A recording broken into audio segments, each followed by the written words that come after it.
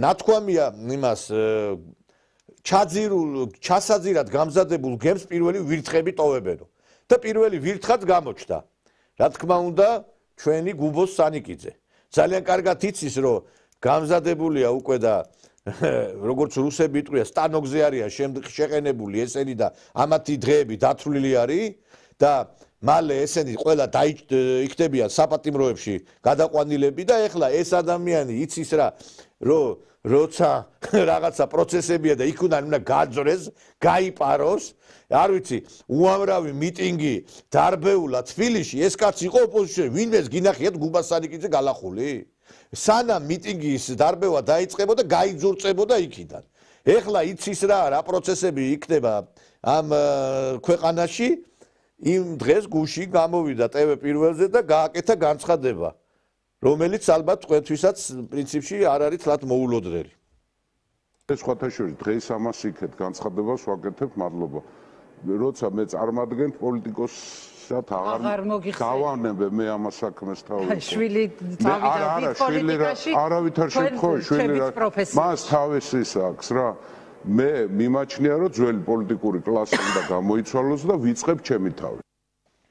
ანუ მე მივდივარ პოლიტიკიდან. იცის რომ დასრულდნენ უკვე ნაცები. და ამ კაცს აქვს ეს ხათაშორის ვერ წაართმევ, აი ძაღლებს რო აქვს რაღაცა ნიუხია, ყნოსვის ორგანოები განვითარებული, იცის რომ არავითარი პერსპექტივა აღარ აქვს მათ და აქედან გამომდინარე კიდევაც გააკეთა განცხადება იმის თაობაზე, რომ მივდივარ პოლიტიკაში და თალ მოუწოდა ეს პოლიტიკური სპექტრი უნდა შეიცვალოს. ამაში ვეთანხმები ისე, რომ უნდა შეიცვალოს ეს პოლიტიკური სპექტრი, აღარ შეიძლება რომ იტრიალოს ერთ-ერთი ხალხმა და არ შეიძლება კიდე ამათმა შვილებმა იტრიალონ ეხლა. ეხლა ამის შვილი გამოჩნდა ამ სცენაზე, იქ ვიღაცის შვილი გამოჩნდა. ხო და რა ვიცი, მე ვერ გავიგე, ნარჩი არის მოგებული ეს ქვეყანა თქვენთვის თუ რა უბედურებაა. და აქედან გამომდინარე მე მოუწოდებ სხვებსაც, აგერ კაცმა გადადგა ნაბიჯი, მოგიწოდებ თქვენ უგულავას, მაჭავარიანს, მოუწოდებ ნათელაშვილს, მოუწოდებ, მაგრამ ნათელაშვილი სადაც გადაყენებულია უკვე. ხო და სხვებსაც კიდე ვინც ხართ ამ ოპოზიციურ სპექტრში, სამადაშვილს, ნიკამელიას, წადით შვილო, წადით რა, 15-ჯერო წააგებთ არჩევნებს, ხო უნდა მიხვდეთ რომ არ არის თქვენი ადგილი პოლიტიკაში რა. После драки кулаками не машутო, ნათქვამია ეხლა, როდესაც რაღაცა მოხდება, მე ამ ხელების ქნევას უკვე აზრი აღარ აქვს. თუ თავი გქონდათ გეკნიათ, ეგ ხელი როცა საჭირო იყო. სხვათა შორის ბევრს გონება გაექცნა უკვე. ეხლა ამან ბოლოს კითხვა სწორი, რომ უნდა წავიდესო ეს პოლიტიკური სპექტრი და ვეთანხმები. ასევე აი ეს ვანო ბახმუტელი რო არის, ცნობილი ტიკტოკერი იქ აიმაში, უკრაინაში. ტყვი არ გაუსვრია იმდენი, რამდენი ტიკტოკზე ვიდეო ჩაწერა უკრაინიდან და აგერ კაცი გამოვიდა და ნამდვილად ეხა კაცი ტერიც რო იყოს, თუ კარგ სიტყვისგან და იტყვის ნორმალურს, იმას მივესალმები. ეხა როგორ შეიძლება ეხა რახან ის არის მიუღებელი ჩვენთვის, ეხა სწორი თუ თქვა, იმაზეც ხო არ ვიტყვით, ნაცები ხო არა ვართ, რომ თქვათ, რომ არა, ეს არასწორი თქვაო. ამაში ნამდვილად ვეთანხმებით ამ კაცს. მოვწეროთ, რომ ომი გვინდა. უკრაინას ხალხს საკმარისი ადამიანების რესურსი, ძალიან ბევრი ადამიანი ყავს, რეზერვი ყავს ძალიან უმაგრესი და თვითონ გაუძლებენ. მოდით ერთ ჩვენ სამშობლოზე ვიფიქროთ, უკვე დრო არის. უკრაინისთვის საკმარისად დადეს ქართველებმა თავი. უკრაინისთვის ძალიან მაგარ ვაშკაცმა ბიჭებმა იომეს, მნიშვნელობა არ აქვს, რომელ ბატალიონში იყო სადიხმე, ძალიან საკმაოდ მაგრად იომეს. ყველას ვენაცვალე, ვისაც კი თითო ტყვია მაინც აქვს გასწრული უკრაინისთვის. მაგრამ ამ დროისთვის უკრაინას საკმაო რესურსი აქვს. ეხლა რომ ჩამოხვიდეთ ომში, არ ვხედავ 100, ვერ ვხედავ 100, როცა ძალიან უჭირდა, ის ქართველები ვინც ჩამოვიდნენ, ვენაცვალე, ძალიან მაგრები ხართ ყველანი. კიდევ ვიმეორებ, არ არის ჩემთვის ის შიში რომ დამჭრიან და კიდევ ვიმეორებ, მეთქინება რა. ონკლავე, კიდევ ვიმეორებ, ჩემ ფეხებს გავიღე, მაგრამ კაცმა თქვა, რომ აღარ ჩამოხვიდეთ აქაო. აქედან ეს ომი მინდა და რაღაცა ესენიო აღარ შეიძლება. აი ვეთანხმები ამაში, იმიტომ რომ სწორია ეს პოზიცია და სავსებით მისაღები არის პრინციპში, იმიტომ რომ ფაქტია, რომ ჩვენ ძალიან დიდი მსხვერპლი გავიღეთ ქართველებმა, ამას მარტო დაუნახავი უკრაინელები ვერ გაიზიარებენ და ვერ მიხვდებიან ამ ყველაფერს. ესენი ხო ღორები არიან, მე ვამბობ ხელისუფლებაზე და არა ხალხზე. მათთვის რაც არ უნდა გააკეთოს ქართველმა ხალხმა, მაინც ისინი ვერაფერს ვერ დაინახებენ. და ცოტა ჭკუაზე მოდიან ესენი, იმიტომ რომ შიში შეიქმს სიყვარულსაო, ნათქვამია, შიშ დიდი თვალები აქვს, ბაბაია. შიში გაქვთ უკვე თქვენ ტანში და აი ამ ეს შიში გალაპარაკებთ თქვენ, რომ პოლიტიკიდან მიდიხართ, რომ აღარ უნდა ჩამოვიდნენ, იმიტომ რომ იცით თქვენ რა აღსასრულის დღე დგება თქვენი. მოღალატეებს როგორი დღე უდგებათ საბოლოოდ. და ეხლა გამოვიდა კიდე აი მისევამ გუბასანი კიდეს ვინა დაუბრუნდე აი ეს ხალხი ვისაც აღმერთებდნენ ეხლა კრიტიკის ქარცეცხლში არის გატარებული ის ხალხი. ის ევროპული პოლიტიკური ელიტა, რომელიც დღეს აყავს ევროკავშირს, ეს ის პოლიტიკური ელიტა, რომელმაც თავის დროზე დაუთმო რუსებს ყველა ქალბატონი ურსულა ფონ დერ ლაინი, რომელიც იყო გერმანიის თავდაცვის მინისტრი.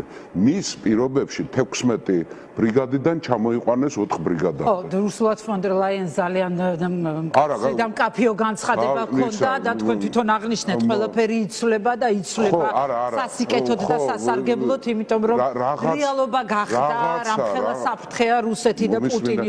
ყველა პრობლემა სტალინი ამბობდა, ყველა პრობლემას აქვს თავისი სახელი და გვარი.